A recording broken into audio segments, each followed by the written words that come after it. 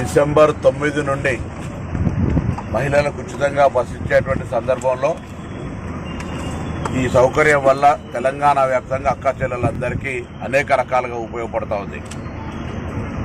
హుస్నాబాద్ బస్టాండ్కి సంబంధించి కూడా ఈరోజు ఇక్కడికి రావడం జరిగింది. ప్రయాణికులను యోగక్షేమాలు అడిగినప్పుడు వాళ్ళంతా కూడా సంతోషంగా అన్ని రకాల సర్వీసెస్ ఉపయోగించుకుంటామని చెప్పినారు. కొంత ఆర్టీసీ నా కుటుంబ సభ్యులు ఆర్టీసీ మంత్రిగా వాళ్ళ యొక్క యోగక్షేమాలు అడిగినప్పుడు కూడా కొంత మహిళలకు సంబంధించి 50 సంవత్సరాల పైబడినటువంటి వాళ్ళ కొంత స్పెషల్ ఆఫ్ డ్యూటీలకు సంబంధించి కొంచెం చెప్తా ఉన్నారు.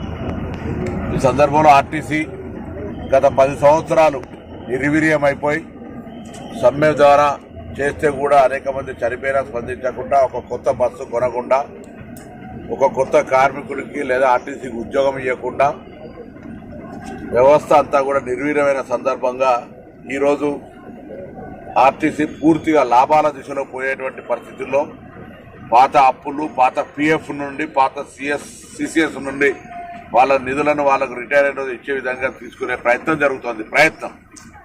ఇటువంటి సందర్భంలో కొంత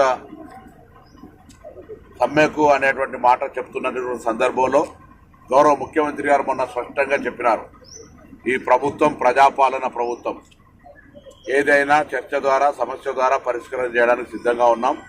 మీరు మా మంత్రి గారు ఎప్పుడైనా కలవచ్చు, మీకు సమస్య పరిష్కారానికి సంబంధించినటువంటి మార్గం తలుపులు తెరిచినాయని చెప్పి వాళ్ళు కూడా కొంతమంది మేము కూడా చర్చలకు సిద్ధమన్నారు. నేను రవాణా శాఖ మంత్రిగా వారందరూ ఎప్పుడైనా వాళ్ళ వీళ్ళని బట్టి నేను 5-6 తేదీలలో హైదరాబాద్లో ఉంటా.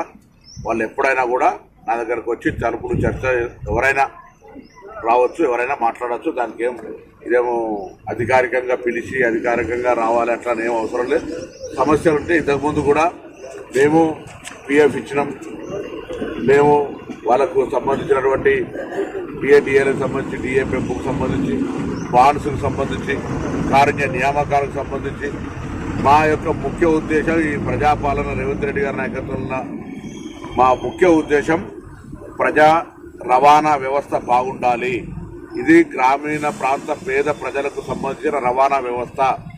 అందుకే కొత్త బస్సులు కొంటా ఉన్నాం, కొత్త నియామకాలు చేపడతా ఉన్నాం, కారుణ్య నియామకాలు ఇస్తా ఉన్నాం, కార్మికుల సంక్షేమానికి సంబంధించినటువంటి పాత డిఏలు ఇస్తా ఉన్నాం, బాండ్స్ ఇస్తా ఉన్నాం, అన్ని రకాల అంశాలను పరిష్కరిస్తాం. ఇంకేమైనా మిగిలి ఉంటే కూడా అవన్నీ సంస్థ పరంగా ఇవ్వడానికి సంబంధిత మంత్రిగా మేము సిద్ధం.